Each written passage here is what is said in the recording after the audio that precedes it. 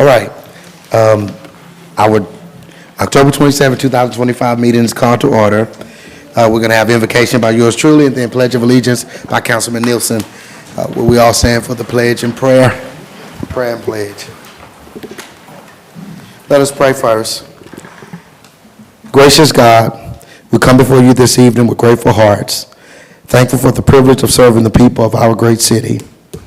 Lord, as we gather to make decisions that impact our community, grant us wisdom, unity, and compassion. Let every discussion be guided by fairness, understanding, and a sincere desire to do what is right and best for all. Father, we lift you up, or we lift up before us our upcoming Christmas festival, one of the great traditions that brings light, fellowship, and community to our city. We ask your hand of protection and blessing over every worker, every volunteer, and every attendee. Cover our police officers, firefighters, and all first responders who serve faithfully to ensure safety and order. May this season's celebrations be marked by peace, goodwill, and community. We also pray for those who are affected by the government shutdown. We thank you that you will give them strength and touch our senators and representatives and even the president as they work together towards some conclusion. We ask these blessings in your son Jesus' name. Amen. Please join me in reciting the Pledge of Allegiance. I pledge allegiance to the flag of the United States of America and to the republic for which it stands, one nation, under God, indivisible, with liberty and justice for all. All righty. All right. Next item on the agenda is the reading and approval of the minutes from our October 12th meeting. Mayor, I would like to make a motion that we dispense with the reading of the minutes of October 12, 2025, and that the minutes be adopted as recorded, if no corrections. Second. All right. Motion made and seconded to adopt the minutes after they have been recorded, given that there are no exceptions. Any comment on this particular motion? All right. Seeing none, Mrs. Stacy, roll call vote. Nelson. Yes. Smith Kirkendall. Yes. Harrington. Yes. Petey. Yes. All right, that motion carries. All right, next, just a few things, I think, Ms. Sophie, that we have on the presentation. And what kind of spurred me, this won't be long at all, but what kind of spurred me to just take a few moments to talk about this is that we were recently at the State Bond Commission for a project through Capital Outlay.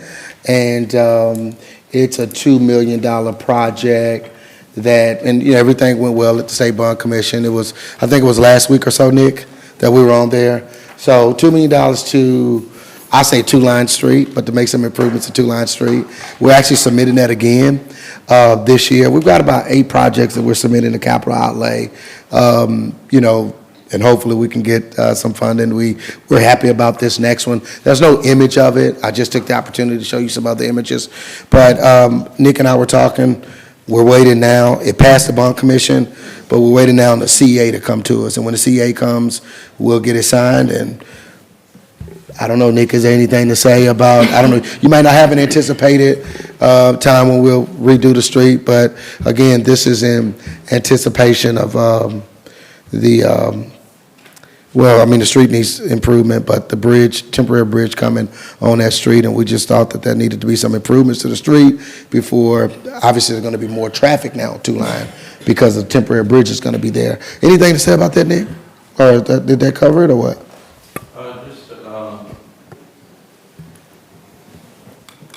Excuse me, Nick Barrett, city engineer. 2-Line Street, but it also includes the 1-block section, well, 2-block section of 2nd Street from Church Street to 2-Line.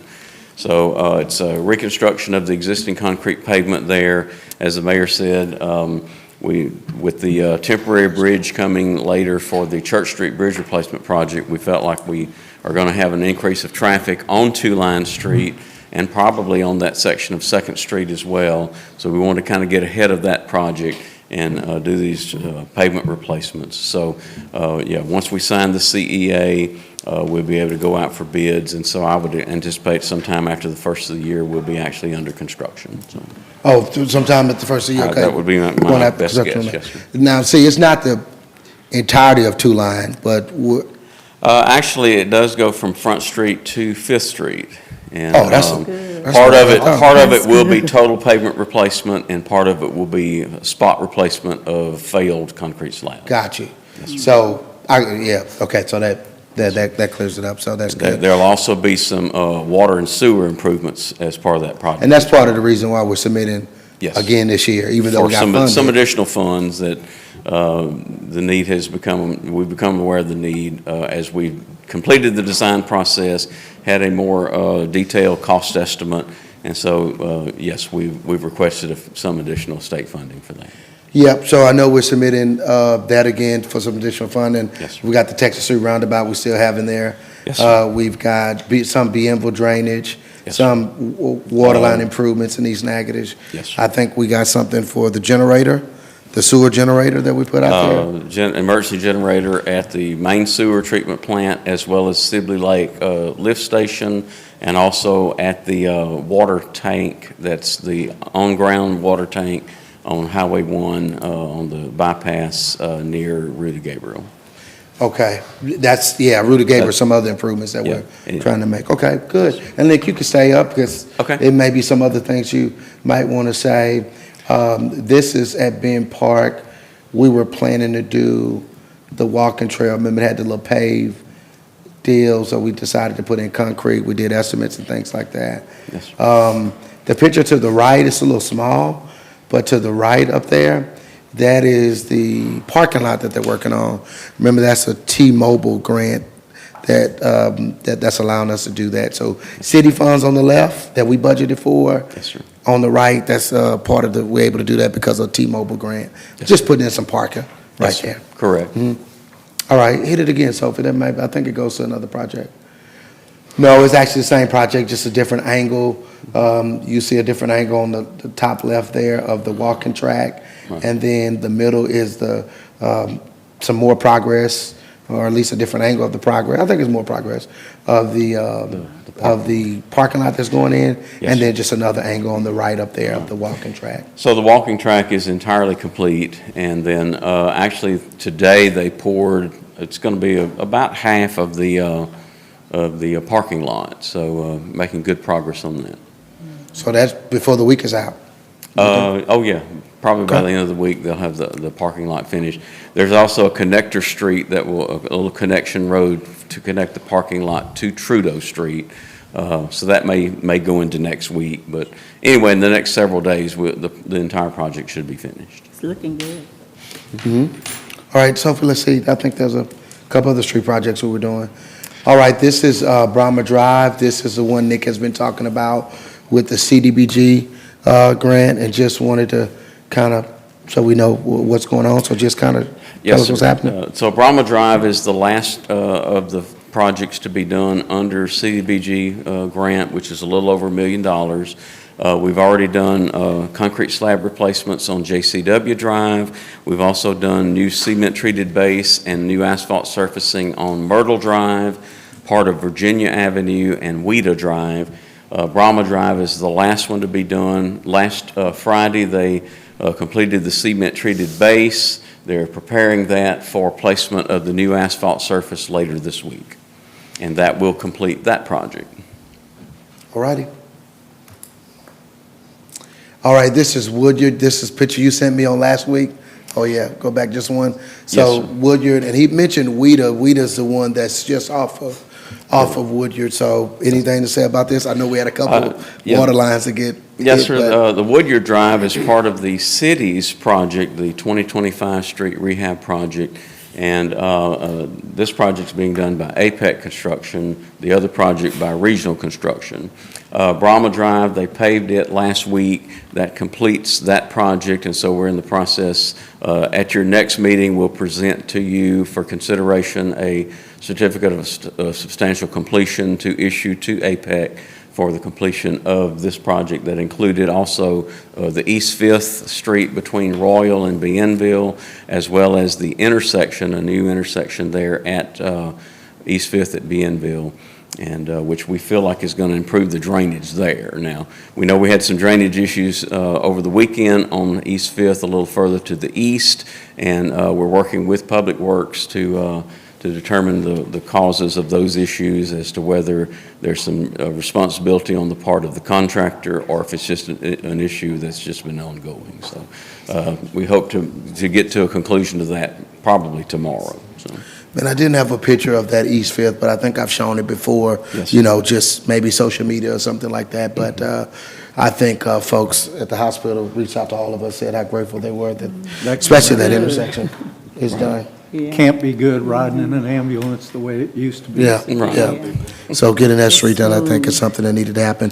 And then the last thing is that in terms of street work, we've got 100,000 coming from the state to do St. Maurice. I Yes, think sir. a portion of it. That's correct. And if we have some other monies available, possibly from this project, we can maybe couple with that to try to get more of St. Maurice done between Williams and East Fifth. Yep. Hey, while we got you, Nick, anything about Raise and Safe Streets for All? The RAISE grant, you've probably seen in the areas around Martin Luther King, Texas Street, and some of the other areas. You've probably, in fact, even on Woodyard Drive last week, some of the survey work that's being done by a couple of the sub-consultants on that project. Design work is ongoing by our prime consultant, Gresham Smith, and so we just, work started, so it's just. We had some challenges, but we got a lot kinda of think challenges, yeah. Yes, we're sir. moving, we think it's going in the right direction now. Yes, sir, right. And then Safe Streets, I'm sorry. The Safe Streets for So All- let me say this real quick. The Raise grant, if you remember, that's a 17.21. Yes. That was announced, awarded to us back in August of 2022. Yes, sir. So it's been a process to get to where we are, but It has.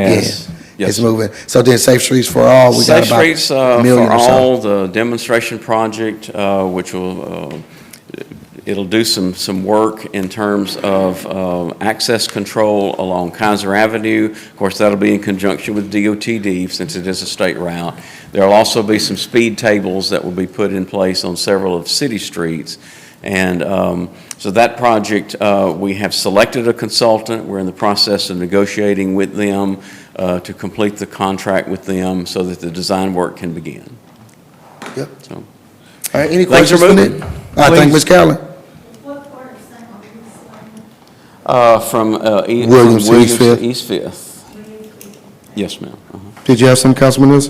Yes, please keep us abreast of which ones get selected, because Yeah. we're all under a lot of pressure. Right. Yeah. Oh, which one? Well, Because as what we far as- turn in is not being done at Safe all. Streets for All. So we need to where know. We've got, our constituents are Yeah. about up Right. to here with the speeding and the reckless driving. Well, Yeah, that's kind of predetermined already in the application. it is predetermined as part of the application, which, remember, we had the first grant to do the action Plan, yeah. plan.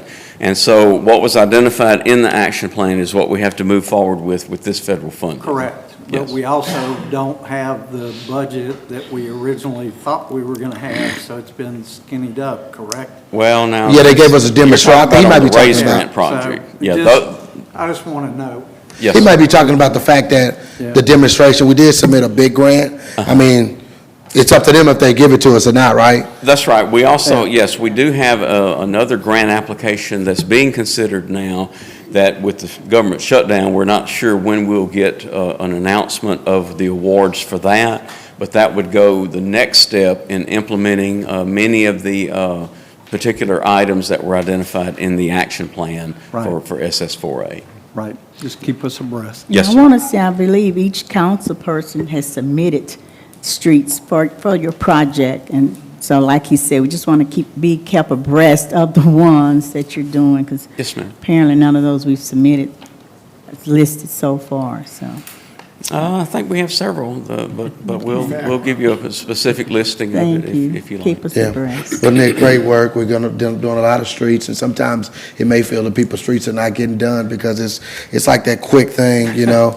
Sure. But we are along with the grants and then using our money that taxpayer dollars is what I'm saying. but- We have a plan out ahead of us. We just need some more money to get it going. Yep. Right? Yep.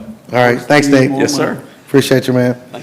All right, so that's basically what we want to say. Again, inspired by the Two-Line Street Bond Commission on last week.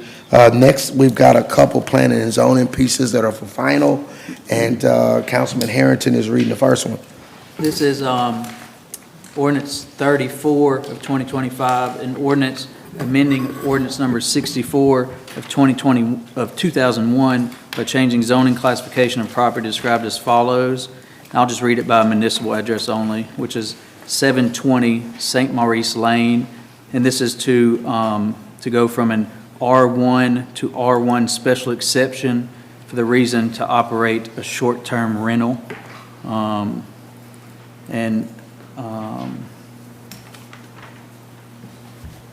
I move to deny ordinance 34 of 2025.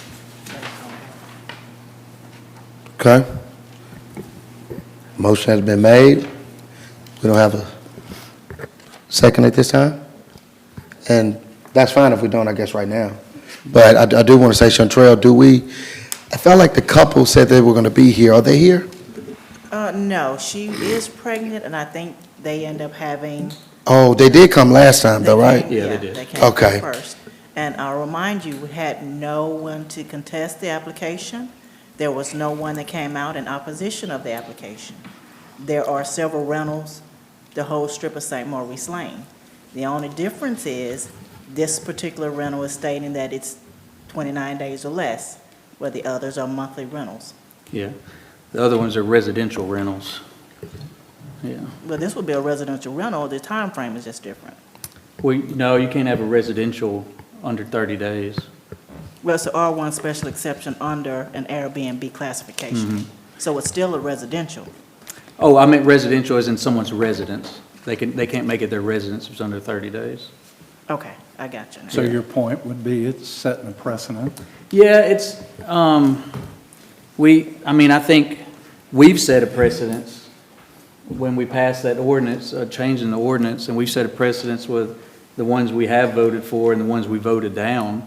I think we've set our legislative intent when we debated on changing the ordinance and what we would allow and what we wouldn't allow. And I mean, I'm speaking for myself, but obviously on the council. I mean, we changed the ordinance that, let me see what, it's under Appendix B of our Mooney Code, that anyone could Google it, the City of Natchitoches Municipal Code. Appendix B, zoning section 2, Part B, and we changed for R1 districts, which this is in.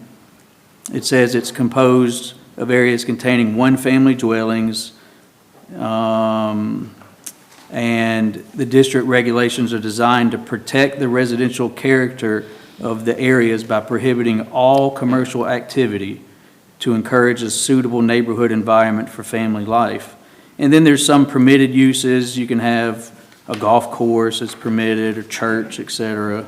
And then you scroll down to Part 3, that's where the special exception uses are, and which this is short-term rental is included. And bed and breakfasts are in there, for example. An airport's in there, for example, a cemetery. And it says these uses possess such characteristics of unique or special form that each specific use individually shall be considered on an individual case and shall be subject to the city council, et cetera, et cetera. And so you start off with all R1 areas, all commercial activities prohibited, unless there's a special exception in individual cases you could vote on fits. And we have voted on where they fit, like in the historic district, they fit. You got bed and breakfasts everywhere in the historic district. And I remember we talked about it when we were initially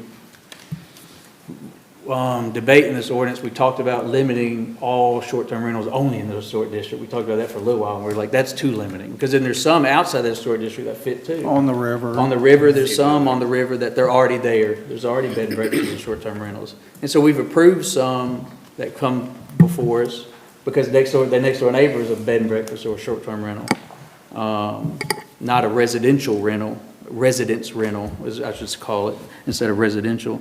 But this area, there are none. And so we kind of already set a precedence and an intent, and then to say, well, no one's objected to it, none of the neighbors objected to it, to me, is kind of, then what's the purpose of all of this? if to say we just pass it because no neighbors objected to it, then why do we even have an ordinance? Why do we even vote on it then? And it's kind of a short-sighted, because what if in 20 years neighbors move in and then why is this a short-term rental over here? You know, as the ordinance says, and it could cause a domino effect too. But that's at 20 in the years. area. And so the Planning and Zoning Commission asked me for guidance on this because they passed it, and I asked them, well, why'd y'all pass it with our new ordinance? And they said, well, we don't know what y'all want. And as they asked me for guidance on it, and I said, our guidance, just go look at the minutes. I said, I'm not going to tell you to vote, but go look at the minutes when we passed this ordinance and we had all the discussion, and I'll show you the legislative intent to move forward. I said, and then y'all make your own determination from that. I don't, you know. Excuse me. Can you summarize that? Oh, Lord. Summarize Are it? you asking him to summarize the minutes? How is it different? It's in a primarily R1. That our ordinance says, all R1 districts, And let me say this, this is I'm sorry. residential, sorry. I'm sorry. The question was asked, what's the objection? What's Councilman Harrington's Yeah. objection? Just because it wasn't stated on the microphone. That short-term rentals, which are under 30 days, a lot of people call them Airbnbs, but that's just a company, so we just call them short-term rentals, are prohibited in only residential areas, neighborhoods. And look, I'll say this. So we had to establish a process, and obviously that's through planning and zoning, and they're just working out the process that was established, because we felt that we needed one. So I will say it is ultimately up to the council. But just how it's kind of played out, to Chantrell's point, it seems like it's played out if there hasn't been objection. You know, I get what you're saying, what's the whole point of that, but if there hasn't been objection, it seems that the council has supported just about every one of these in the past. And Mayor, speaking about the planning and zoning, from what she said, approved it because there wasn't any objection, so. And there was direction. And it what? They were given direction. And they were given direction, so it was up to them to deny or pass it, and they approved it. Yeah, The commission itself approved it And then we with no either- opposition from we either neighbors. confirm or deny their decision, yeah. Yeah, I'm saying it's up to the council, It's up to the council. obviously, but just how it's worked so far is all I'm pointing out. And Mayor, I mean, obviously, each council in their own district kind of decide on what they want to do as a group, how you want to, on certain areas. So legally, we're not bound not to do it. So you can make your decision based on if you want that area to have Airbnb. It's up to the council as a group to make a decision. Each one of them have your own opinion, but whether or not we bound legally not to do it, I would say not in this situation. Yeah. Because once you approve it, right now, there's nothing anywhere in that area that's any business, short-term rentals or anything. Once it's approved, now you're setting, how can you turn down the one next to them, or the one across the street, and then how you approve that one, you approved it, and just, you know. How you said it? You said da-da-da-da-da. I like that. That's illegal. All right, we do have a motion to deny, so Alex, we didn't get a second so far. Second. No, All right, we got a second. All right. Any additional comment on? So So the motion to deny is to not accept this, not let this be an Airbnb or short-term rental. yes, it's to deny. Yeah, so a vote of a yes is saying you're not allowing it.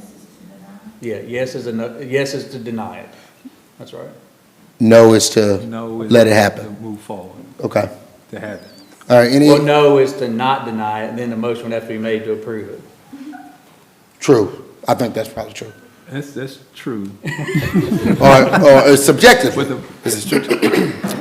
a yes is to, now you Approve it. confuse me. Yeah. A yes is to kill it. Yes, it's to deny. To deny it. Okay. It's All the right. way Real the quick, motion Mayor. is made, is how you want to vote. Gotcha. Real quick. Councilman PT. Ms. Chantrell, so this would be the first one of this kind in that neighborhood, On that street. on that particular street, okay? So if any other comes on that street, we have to vote to Deny. deny, Yeah, yeah. more or less, if any other come. Okay, all right, nothing else? All right, we got it. A yes on this motion is to deny, and a no is to state your claim that, how we saying the no? It's just, a no doesn't approve it, basically. Right. Yes is no. Yes is All no. right, A yes is to now allow this to take place. Yes, all right, there we If you don't go. want this to take place, you vote no. All right. yes. No more comment, Mr. Stacy, roll call vote. Nelson, And I'm basing mine on my own district issues that I had, and I'm voting yes. Smith Kirkendall, I'm voting for it to go forth. It's a no vote? No. That'd be, Harrington, yes. PT. Yes. All right, so motions carries, which denies this application. All righty, we have another one, and it's read by Councilman Nielsen. Ordinance number 35 of 2025, an ordinance amending ordinance number 64 of 2001 by changing zoning classification of property described as follows, and I'll read the physical address, 2014 Nolly Street, and moving from R1 to R1 special exception, and this is a townhome to operate as a short-term rental. And I move to adopt ordinance number 35 of 2025. Second. Motion made and seconded to adopt this ordinance. Do we have Chantrell, anybody represent this one? Okay, all right, yes, sir, Mr. Moffett. Anything you'd like to say, if you can or cannot, it's all good. Well, you got a positive motion so far. You got a positive motion so far, so, but, okay, yeah, so we just see, in Chantrell, there were no objections, just give us the background. There were no objections. There were questions about it, what was happening with that specific unit. They asked what an Airbnb was, what a short-term rental was, but as far as anyone coming out to object the application, no one came to object it. And this one being a little different, it does border an R1 neighborhood, but it's, if I'm correct, it's 100% rental for the entire row of townhouses. Correct. Yeah, it's different to me too. The facts are different to me and that the building itself, where it's located. You adjoin your fits. neighbor. Yeah, exactly. It's a different circumstance to me. Any additional comment here? No, I would just like to say, I don't see it as a different circumstance, but I'm approving it. She supports the short-term rentals. Yep, especially if there's no opposition. No opposition. I got you. That's right. Okay, seeing that there's no additional comment, Mrs. Stacy, roll call vote on that motion. Nelson, Yes. Smith Kirkendall, Yes. Harrington, Yes. PT. Yes. All right, that motion carries. All right, we've got a couple ordinances that we're going to introduce. The first one is read by Councilman PT. Thank you, Mayor, and this is for introduction only. Ordinance number 036 of 2025, an ordinance to amend and reenact Section 8.1 of Chapter 8 of the Code of Ordinances entitled Building and Building Regulations. Said amendment being made to adopt Appendix AQ of the International Residential Code, titled Tiny Homes, to reflect current building codes as the official building code of the city of Natchitoches, Louisiana, providing for advertising, further providing for severability, and further providing for a repealer and effective date of ordinance. Whereas the city of Natchitoches desires to encourage small, cost-efficient residential living for its citizens, whereas tiny homes have become increasingly popular as property and housing prices have increased, whereas Louisiana has adopted Appendix AQ of the 2021 International Residential Code attached hereto and made a part hereof, providing construction standards for tiny homes. Whereas the city desires to implement this ordinance in order to provide an affordable housing alternative for its citizens while ensuring the health, safety, and welfare of the community. Whereas the city council desires to approve and encourage tiny homes in principle, together with and including the aforementioned construction standards as provided by the Appendix AQ of the 2021 International Residential Code. And this is for introduction only. All right, again, just for introduction, so council, certainly if there's any comments or questions, please address those. Some of the ideas that inspire this is that when we think about our community at large, just some people might feel inclined, and this might cater to in terms of lower utilities and things of that nature. Certainly it's not something that fit for everyone, and it won't be everywhere. Be great if we could identify a certain area. Alex, I don't know if there's any other comment you may have about this legislation. I know we thought pretty hard about it. I don't have anything to add. Yeah. Okay. On the tiny home? No. Any comments or questions for us? I got a lot of ideas on these. I mean, when we changed our lot size for the city, there's several areas, not just in west, but you got it in east as well, that you can't comply with the lot size. Because you got a neighbor right there. Yeah, I mean, That's close to you. engulf the entire lot, or you shove a wobbly box on it, and the front door is facing the side, not the front. And with a tiny home, you can achieve residency and still have room to park a car, put a driveway in. And it makes a lot of sense, but it has to be done right. And I don't want to end up with a bunch of them with wheels under them, and I would go for something more of a permanent nature. And, you know, if you're going to have movable, maybe we need to develop let a developer develop a lot for them rather than have them spotted all over the city. A lot of thought for them, but I think it is something that is getting more popular, and it hits what you said, Mayor, with utilities, and a lot of people don't want 5,000 square feet. Right, right, or 1,500, you know? One or two people in a home, they don't Yeah. need that.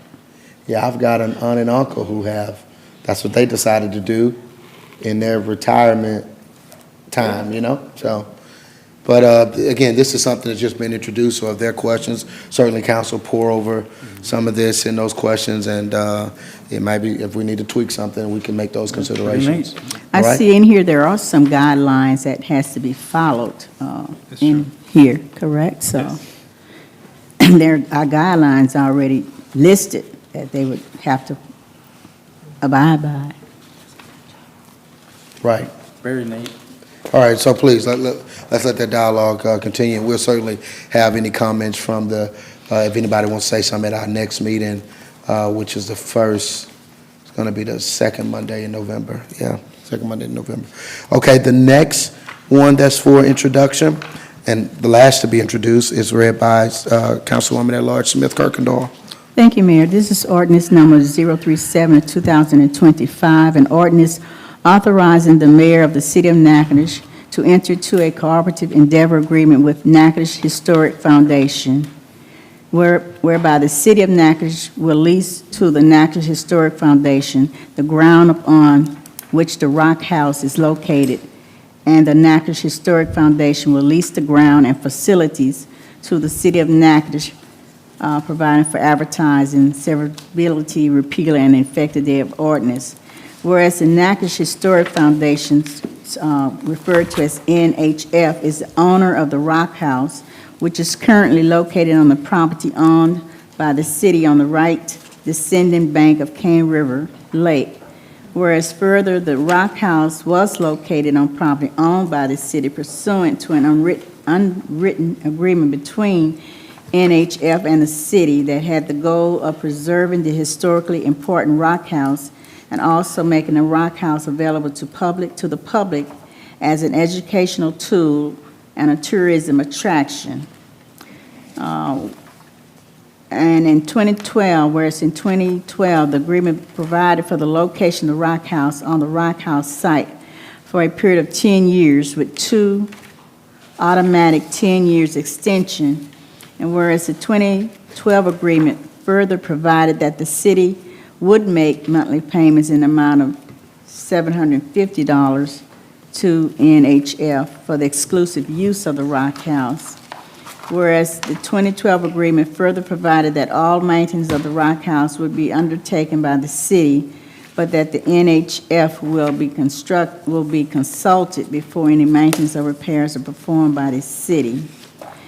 And I move, and I'm sorry, this is for introduction only. Yeah, introduction, and, you know, the Rock House is going through a very extensive renovation. Just, I mean, it's very beautiful. We could see some behind the words, the picture. We have there now president, I want to say Mrs. Lee Akin. Did I say, is it Aiken or Akin? Aiken. Do you want to come and say anything, or? Okay, come on, Dr. Barron. All right, come on forward. And look, we've got this agreement. We envision, and you're going to feel it in Dr. Barron's energy, but we envision a lot of activity happening. You know, we just redid Beaujardin, got a landscape there, but this is really the big project, and he can speak to that a little bit. It's been a long time coming, but we're excited. Yes, I'm happy to be here, and I can speak a couple hours if you want me to. Oh, no, sir, But definitely I'll not. shorten it to a few minutes just to make everybody happy. Yes, sir, yes, sir. We're ending 4 years. We're at the end of our punch list. We think we'll finish it the next week or two. We started at the paddle boat house at that point, and went all the way to the north end of the riverfront. So actually, we restored the Rock House, moved the Rock House, brought as much up to date as we possibly could. Now, I made a mistake way back, said we're restoring the Rock House. No, we didn't restore the Rock House. We adaptively restored the Rock House. For example, in 1803, they did not have electricity and air conditioning. We have it now. In 1803, they didn't have some of the other things. So we made changes that we thought would keep the Rock House in the way it was intended to be built. Now keep in mind, the Rock House was built by Eve Picali, which is a free man of color, built it. As soon as he had it built, he got his wife's freedom, owned her as a slave, gave her through manumission freedom. They lived in that Rock House. A little bit later, he made arrangements with Mr. Matwire for a loan and went and bought another female slave, freed her, and it was his daughter. Now, I have no idea what Mr. Picali had in mind when he built that Rock House, but he built that on unsurveyed land between plantation areas. Then he bought 91 acres. He was a carpenter. Now, why he didn't go to New Orleans and make a lot of money as a carpenter, I don't know.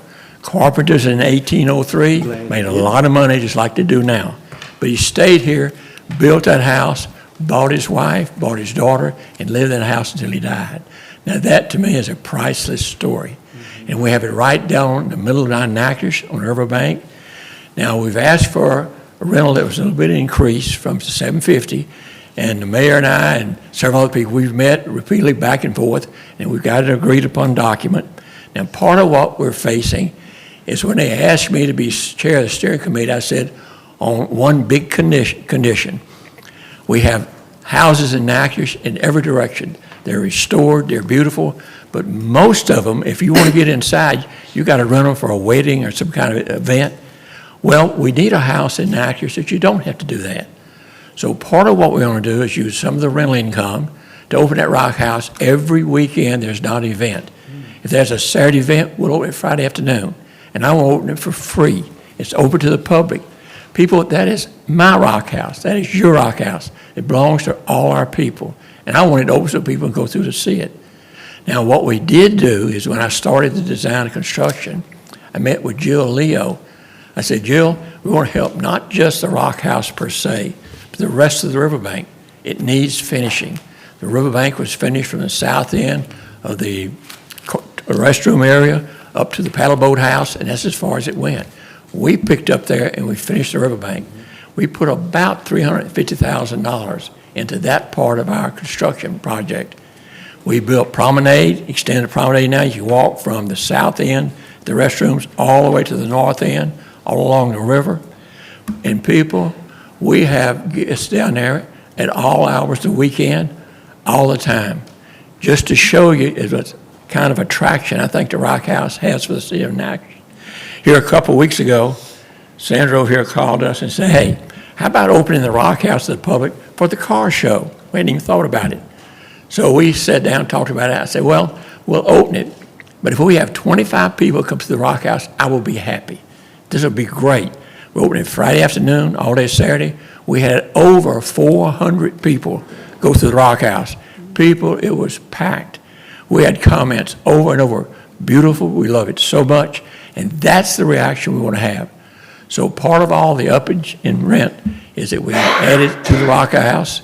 Jill also said, I need storage. We added storage in the cabinet, which is a support building for the Rock House. We added a bigger area to seat people, to have events that Jill will do, and all the rental Rock House will go through Main Street, Jill's old office. We don't want to get involved in collecting money. Let the city do all that. But we'll need to take care of it. The second part of the adventure for the Rock House is we think it needs to be open to anybody, any group that wants to come to town. We've had any number of groups come through. We want to invite buses to start stopping down there, which means we'll have to have some way to clean that thing after everybody leaves it. So that's part of where some of the rental is going. Now, part also of the rental is the maintenance. For example, this is the only house I know of in the state of Louisiana that every wall in the house is bouchage. That's mud and moss, every wall. We built a veranda roof large enough that the exterior wall is not covered. If you have not been down there, you need to go see the bouchage wall, you see it. But it takes maintenance. Every year we have to recoat that wall and put lime on it. Now, if you're wondering why lime, and lime was used in 1803, lime stops the borer bees from drilling holes in the bouchage. If we don't have that, it'll be like a honeycomb down there. Also, when you go down and look at the veranda, it's blue. Somebody said, man, that's modern. No, it's not. If you go back and look at history, there was blue ceiling verandas lots of places. It stops the insects from using the veranda as their home. We've had that up there 2 years now. Very, very little insects have infected it. So we've done things like that to the Rock House. And I just ask you all to support what we presented. We've had a lot of talk. Mayor and all of us, we talked for several times, and we have a document now that we've agreed on that's fair to both sides, and I'll comment, let's go with it and try it a year, and if it doesn't work, we'll come back and do something else. But let's get on with it now.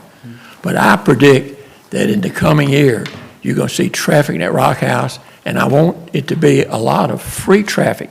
The city will rent it if you want to have a wedding or some big social event. Our part of it, we want to have hosts down there to open it to anybody who wants to come through it, like Sandra and her car show. I told Sandra we had over 400. She said, what? She was amazed at how many we have in there. Terrific. And I think we'll have groups like that all the time. Any questions, I'd be glad to answer them. Looking forward to the continued partnership with the Natchitoches Historic Foundation. That's great. So this is, and if you all want to help us open the house as a host, call me. We'll put you on a list. You can come help us down there. Thanks a bunch, everybody. Thank you, Doc. All right, he pretty much, said everything we need to hear. So I think, has everybody seen the Rock House? Yes, All it right. looks Great. great, beautiful. So just up for introduction, any questions about this agreement? It reads just like the last one, just a number change a little bit. All right, we've got resolution up next, and that's again read by our Councilwoman at Large. Thank you, Mayor. This is resolution number 088 of 2025, a resolution authorizing a one-time salary supplement payment to the City of Natchitoches employees.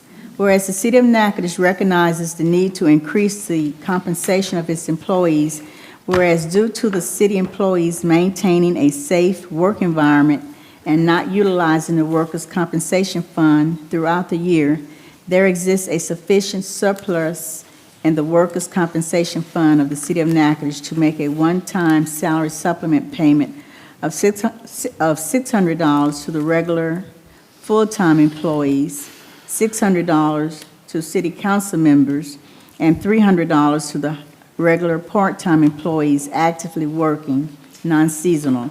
Whereas because the source of this salary supplement would be an accumulated surplus in the workers' compensation fund and not a recurring revenue source, it would not be physically responsible to make this payment anything other than a one-time event for this fiscal year only, and which payment would not become a part of any employee's base salary or salary schedule. Whereas this one-time salary supplement is not a bonus for work already performed, but is intended as future earned compensation for the remainder of this fiscal year. Whereas this payment will be prorated based on the length of service for the previous 12 months on October 31st, 2025.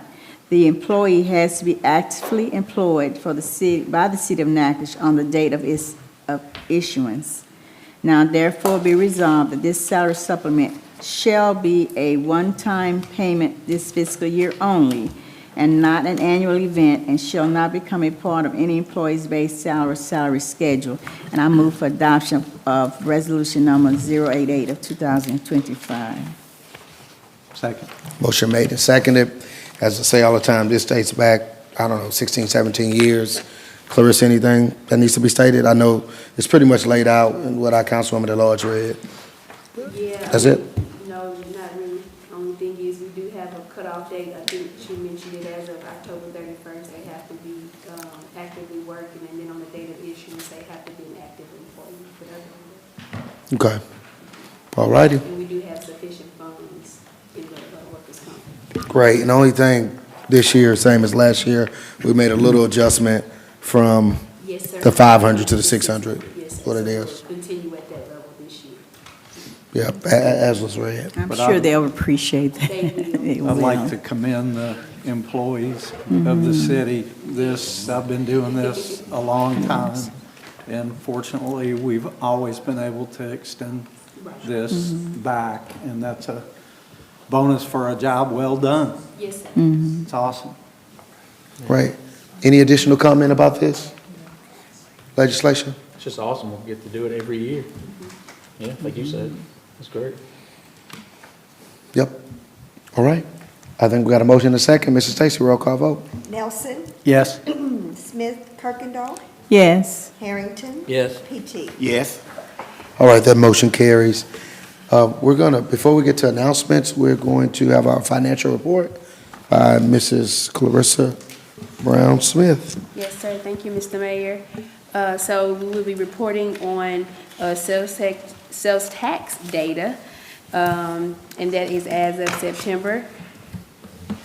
As you can see, the pie chart that is on the front, our first slide is just showing how the funds have been divvied up for the year, and our portion is in the red, and we have collected $11.1 million for the year. The next slide may be hard to see, but it is a bar graph, and it just compares the last 3 years. And as you can see, 2025 is in the green, and we have exceeded each month. Only 1 month that we did not exceed the previous 2 years was in August, but coming back at strong in September, and we exceed each month in the previous 2 years. And right now, we are up 2.16% over the last year in sales tax collections. The next slide, you'll see, it just compares it collectively versus on a monthly basis, but you can see, go back one for me, miss. I always say slide, and I messed you up, I'm sorry. But you can see the bar graph there, and it just shows the accumulated figures there. And you can see that 2025 will exceed the previous 2 years, and on a cumulative basis, from January to September, we are up 6%, 6.24% to be exact. Okay, now we can move on. There we go. All right, this just gives you another glimpse of that. This is showing us the fiscal year versus the calendar year, knowing that our fiscal year starts in June. So right now, we are up, when you're comparing the last 2 years in the month of September, we are up 2.16%. The image right next to it gives you the cumulative numbers there, and again, we are up 2.34% there. So that just gives you the fiscal year versus the calendar year. And so we are doing good, doing really well. The next slide will show you some of our TIF districts. And for TIF A, we are up 2% there. It's about $1,000 difference, $1,100 difference, so we're up for the year. TIF C, we are up 23%. Which is about a $40,000 difference. So doing really, really good in TIF District C. The next image that you'll see at the bottom of the screen gives you some of our economic development districts and their data. Right now, for Economic Development District A, we're up 2%. For Economic Development District C, we're up 16%. So doing really, really good there. One up 16%, what's the other one up, how much? The first, Economic Development District A was up 2%, and then Economic Development District C was up 16%. When we're looking at some of our other districts, we have Economic Development District D, which is up 3%. Economic Development District E, which is up 18%, and Economic Development District F is up 10%. As far as money, that equates to, for Economic Development District D, about $1,000 difference there. For E, it's about a $13,000 difference, and then for F, it's about a $2,000, $2,600 difference there. So everybody is actually doing really, really well. All districts are doing well. This is really, really good to see, because you're approaching your holiday months when people do a lot of spending and a lot of eating out and things like that and visiting the city. So we should definitely see some strong numbers moving forward. Yep, any questions for our finance director? It's always encouraging to hear like that. Several of them in double-digit increases? Yeah. Good. All righty. Look, our next meeting is Monday, it's 2 weeks, Monday, November 10th.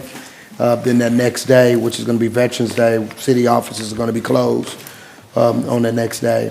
Look, we always encourage, we're thankful. Now, there is something brewing. I don't think we're in the path of Melissa. Isn't it Melissa out there? I think it's in, is it Jamaica now? It's doing something to Jamaica? I think it's a Cat 5. I don't think we're in the path, but again, we always encourage regroup, even if there's nothing like a hurricane, and we certainly don't want that type of stuff, but we still send those notifications out, street closures and boil advisories and such as that. The app is great. We always push that as well, just so you know that there are some things going on in the city. To say we're a small town, maybe not every weekend, but you got quite a bit going on, and we should all be so proud of that. All right, I think we always have a few other announcements. Look, we're getting down to the end of the season here, and we're looking at Natchitoches Central. They don't have any more home games, right? Isn't that right? Yeah, that's right. They've got 2 away games. They got Huntington coming up on Halloween, and then they've got Benton. So we hope that they could win. If they win one, certainly if they win both, we think if they win both, they'll be in the playoffs for sure, and that's good. After the previous couple of years, we haven't been. Right, that'll be good. All right, St. Mary's, let's see what they have. They've got, Halloween is going to be here. I think they won on last week, right? I think they won, and they've been winning. So I think they're looking, I don't know what's their record, but they're looking pretty like they headed to the playoffs too, I think. Right, so that's great. Okay, now Demons, we're still working on it, but so we are, what's the date, the 27th? So the 1st, so we got McNeese going down to Lake Charles, and we have 2 home games remaining. Those 2 home games happening on, the 8th and the 20th of November. So, all right, we still want to support them, okay? All right, we got our farmers market taking place all the way through November 15th. So we've got a few more dates left. Of course, this past weekend, we did Which Way to Maine. We had to make an adjustment. We had to work with Kevin over there, make an adjustment to the MLK, but I think everything went well, right, Chana? Yep, I think they had maybe a few hundred people. I don't know if I heard that, but, it was a really good atmosphere. Obviously, we can't control the weather, but certainly encouraging everybody to make it to the farmers markets that we have remaining, which is 3 more, only 3 more. Remember, fall is the short one. All right, let's see what else we got, Ms. Sophie. So Northwestern State, what we got here, the American Spirit Will Endure. So at McGill Recital Hall.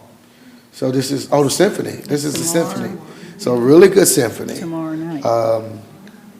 And that's tomorrow night. Yeah, that's tomorrow night. Patriotic concert. It's a patriotic concert. Veterans are free. Okay, awesome. So it's going to be patriotic theme. American Spirit. Okay, it's absolutely wonderful. So let's attend. Let's support. Let's support the arts in our community, which we're so fortunate to have Northwestern, who has a really good arts program. All right. Okie dokie. So Hotel Transylvania, I always mess it up. Transylvania, and that's going to be this Friday. Is that Friday? No, that's on Thursday, y'all. That's on Thursday at 6:30, downtown Riverbank, open to the public. It's free as well. Says bring your lawn chairs, bring your blankets, your favorite candy, all of that. No glass bottles, and it's going to be showing a movie. I think they did this recently as well. But again, just kind of encouraging people to come out, Halloween spirit type stuff. All right, family fun stuff. And then we've got some. Like we said, we did Which Way to Maine, but you've got the Trunk or Treat, Vaughn. That's usually a pretty good one. So they're going to do it from 3:30 to 6:30 on Halloween Day. So that's a good way. If you're not a big fan of door to door, Vaughn is a good spot. There may be some others, I'm not sure, up there. All right, no. But we got the Casa Superhero Run. And this is going to be this coming Saturday. I know they're still looking for participants to take part. But your superhero costume contest, fire department truck's gonna be there, farmers market. So really cool event happening even this Saturday. So, again, CASA, we know the work that they do on behalf of children that have been abused in our community. So really great work and a really good event as well. All right, 2025 Health Fair. This is the Natchitoches Parish Council on Aging. And it's taking place November 3rd, 10 a.m. to 12 p.m., 12 noon, bingo, your informational screening, your vision, your blood pressure, home health, hearing, glucose, legal services. So really good community event as well. So, all right, this is taking place on Monday. Veterans Day lunch. Come join us for lunch on Tuesday, November 11th. This is going to be at the Ben Johnson Educational Center, has the address 400 MLK Drive, and they would appreciate if you RSVP to Barbara Leach. So she's done this before, and she's bringing it back again. So just fantastic that she's doing this, and really appreciating our veterans and having a lunch for them. Okay, that's it. All right, so a lot going on. So when you have a lot of announcements, that means you got a lot going on. So we appreciate your patience and attention here tonight. At this time, council, we'll hear a motion to Mayor, adjourn. before we adjourn, is it someone you know that's having a birthday this? Oh, yeah. I was told. Look, we've got a birthday looking. Everybody's welcome. Anybody's welcome to come. Tomorrow we'll be at Legacy from 5:30 to 8:30. It's just a pop in. No, don't have to stay the whole time. No gifts needed. Just, hey, come say happy birthday and hang out To with the me mayor. for just a little bit, okay? So I'm leaving my 30s. Oh, man, I'm leaving my 30s. My goodness. I know some of y'all think with that gray hair, it looks like you left your 30s a long time ago. up with that hair. But no. I promise you, I'm just leaving my 30s now. No, sir, okay, I got you. All right, so yeah, if you could come by tomorrow, that'd be great. All right, this time we have a motion to adjourn. I so move we adjourn. Second? All right, motion made and seconded to adjourn. All in favor? Aye. All right, meeting is adjourned. Have a great night.